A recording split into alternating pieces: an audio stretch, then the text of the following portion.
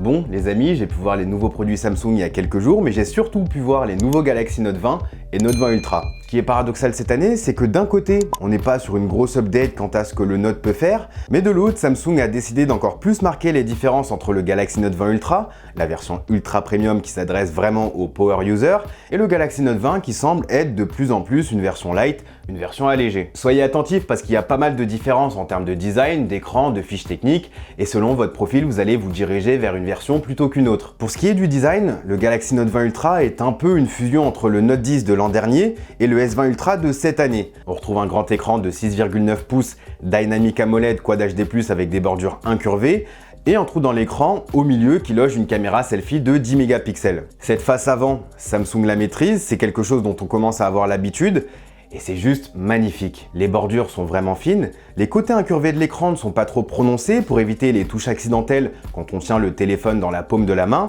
et globalement c'est un écran qui sera excellent pour consommer du contenu YouTube, Netflix et consorts dans le métro, dans le train ou encore en voiture, bien évidemment en tant que passager. On notera que les boutons sont passés sur la tranche droite et le S Pen lui est passé à gauche, ce qui est pratique pour moi en tant que gaucher. C'est vraiment à l'arrière où on aura cet effet S20 Ultra plus Note 10 puisqu'on récupère le gros module photo rectangulaire qui ressort beaucoup du châssis et qui, je suis certain, sera dérangeant quand le téléphone sera posé à plat sur une table. Reste que j'aime vraiment beaucoup ce design, le module est assumé avec un effet brillant qui ressort bien et si vous utilisez une coque, le problème de protubérance du module photo ne sera plus un problème. C'est plutôt sur le Note 20 classique qu'il y a la différence la plus marquante, et elle se trouve sur la face avant. Effectivement, comme vous pouvez le voir, l'écran n'est pas incurvé, c'est un écran plat qui certes sera plus agréable pour utiliser le S Pen, notamment dans les coins, mais il ajoute tout de suite un effet moins premium à l'appareil. En réalité, il ressemble même au Note 10 Lite annoncé plus tôt cette année au CES 2020, qu'on retrouve aux alentours de 500 € aujourd'hui,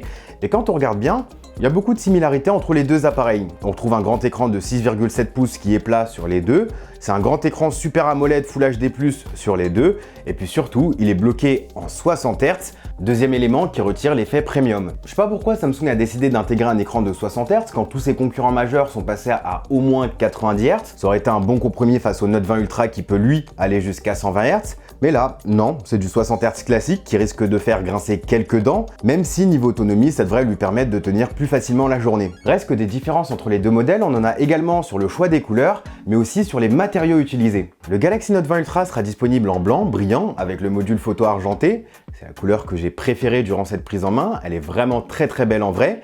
Il sera également disponible dans une version noire brillante qui elle aussi est plutôt cool, et puis surtout la nouvelle couleur phare, la version bronze, en vert brossé, vraiment agréable à l'œil et au toucher. J'aurais vraiment adoré que Samsung propose ce revêtement sur tous ses modèles, sur toutes les couleurs, parce que l'effet mat est vraiment très réussi, et pour une première fois, c'est bien foutu. Malheureusement, c'est pas le cas, et si vous voulez d'autres couleurs mat, faudra vous diriger vers le Galaxy Note 20, puisqu'ils le sont tous. J'ai pu voir 2 des 3 couleurs. Il y avait une version verte, c'est celle que j'ai pas pu voir, mais il y a aussi du gris foncé presque noir mat qui je trouve est très joli, et puis surtout il y avait aussi une version bronze mat qui ressemble à celle du Galaxy Note 20 Ultra. Vous remarquerez que j'ai dit ressemble, car ce ne sont pas les mêmes couleurs, ou en tout cas pas les mêmes matériaux. En fait, le dos du Galaxy Note 20 classique est en plastique brossé et non en verre comme sur la version Ultra.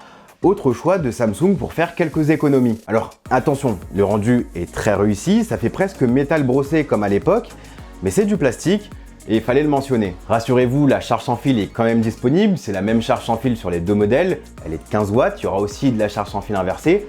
Mais oui, les fuites avaient bel et bien raison et on aura du plastique sur un haut de gamme Samsung. Personnellement, je trouve que l'effet est réussi. Comme j'ai dit, il y a toujours de la charge sans fil et peut-être qu'en cas de choc, ça sera plus résistant. Mais le choix final revient au consommateur et donc ça sera à vous de juger par vous-même une fois que le téléphone sera disponible en magasin. Niveau fiche technique, sur le Note 20, on retrouve une batterie de 4300 mAh, 8 Go de RAM et 256 Go de stockage non extensible. Et sur le Note 20 Ultra, on a une batterie de 4500 mAh, 12 Go de RAM couplé à 256 ou 512 Go de stockage extensible par micro SD. Les deux sont compatibles double SIM, les deux ont une charge sans fil de 15 watts et charge rapide de 25 watts, les deux ont toujours ce foutu Exynos 990 malheureusement, et Galaxy Note oblige, ils ont forcément tous les deux le S Pen. Concernant ce S Pen, comme chaque année il y aura des nouveautés, déjà la latence a été améliorée, on passe d'une réactivité de 42 millisecondes à 26 sur le Note 20 et 9 millisecondes sur le Note 20 Ultra. Ce qu'il faut comprendre, c'est qu'en réduisant la latence, on va se rapprocher davantage de ce qu'on peut retrouver avec un papier et un stylo. Sachez également que les deux S Pen sont identiques et cette différence de réactivité est simplement due au traitement du verre qui diffère entre le Note 20 et le Note 20 Ultra. Oui, il y a encore une différence. Le Note 20 Ultra adopte le nouveau Gorilla Glass 7, tandis que le Note 20 se contente d'un Gorilla Glass 5, et ces deux verres étant traités différemment, la réactivité du S Pen l'est aussi. Mais la marque m'a assuré que les deux S Pen, que ce soit sur le Note 20 ou le Note 20 Ultra, étaient identiques, donc c'est vraiment dû au traitement du verre. Il y a aussi des nouveaux gestes de navigation avec le stylet pour revenir à l'accueil ou revenir en arrière par exemple. Il faudra que je teste ça une fois que je les aurai à la maison. Mais il y a aussi deux nouvelles fonctionnalités qui sont vraiment cool. La première, c'est qu'avec l'application Note, vous pourrez redresser votre écriture si vous ne savez pas écrire droit. Et puis surtout, vous avez désormais la possibilité de prendre des notes tout en enregistrant l'audio. Typiquement en cours ou même en interview, vous pourrez prendre des notes manuscrites tout en enregistrant l'audio et je trouve cette fonctionnalité plutôt cool puisque le Note, c'est un produit qui est orienté pro et donc du coup, en général, on sait à peu près ce qu'on compte faire avec le stylet. Là, ça sera un cas d'usage que vous pourrez rajouter à cette liste. Pour ce qui est des caméras, grosso modo, on est sur la même configuration que la série S20. Capteur principal de 108 mégapixels sur le Ultra et 12 sur le normal. Ultra grand angle de 12 mégapixels sur les deux. Et puis un zoom optique qui passe de x4 à x5 sur le Note 20 Ultra. Et capteur de 64 mégapixels dans lequel on viendra cropper pour faire du zoom sur le normal. Samsung a aussi abandonné le capteur TOF et a mis un autofocus laser qui me tarde d'essayer. Vous en saurez plus sur les performances photo lors de mes tests complets d'ici quelques semaines, donc abonnez-vous pour ne pas les rater. Il est temps de parler de prix. Le Galaxy Note 20 est lancé au prix de 959 € en version 4G et il faudra rajouter 100 € pour la version 5G. Pour le Note 20 Ultra, il n'y a que des versions 5G et ça commence à 1309 € pour la version 12 256 Go et il faudra rajouter 100 € de plus pour la version à 512 Go. Il y a également des offres de précommande, soit gaming, soit audio. Pour l'offre gaming, et ça peu importe le modèle, vous aurez 3 mois d'Xbox Game Pass Ultimate, plus la manette Moga développée en partenariat avec Xbox, qui concrètement ressemble à une manette Xbox. Et pour l'offre audio, si vous précommandez le Galaxy Note 20, vous aurez des Galaxy Buds Plus offerts. Et si vous précommandez le Galaxy Note 20 Ultra, ça sera des Galaxy Buds Live. D'ailleurs, en parlant des Buds Live, j'ai pu les voir, ils ont l'air très intéressants puisqu'ils proposent de la réduction de bruit active malgré leur forme open fit. Ils ont l'air super légers et la boîte est toute petite. Malheureusement, j'ai pas pu les mettre aux oreilles et tester un peu le son, le confort, la réduction de bruit.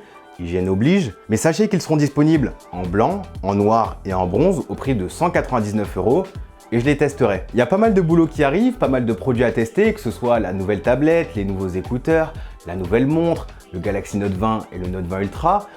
Et vraiment, j'ai hâte de tester tout ça. En tout cas, merci à tous d'avoir suivi cette vidéo. Il faisait très chaud, je sais que vous le savez pas, mais moi, je suis à bout là. Quant à moi, je vous dis à la prochaine. Prenez soin de vous.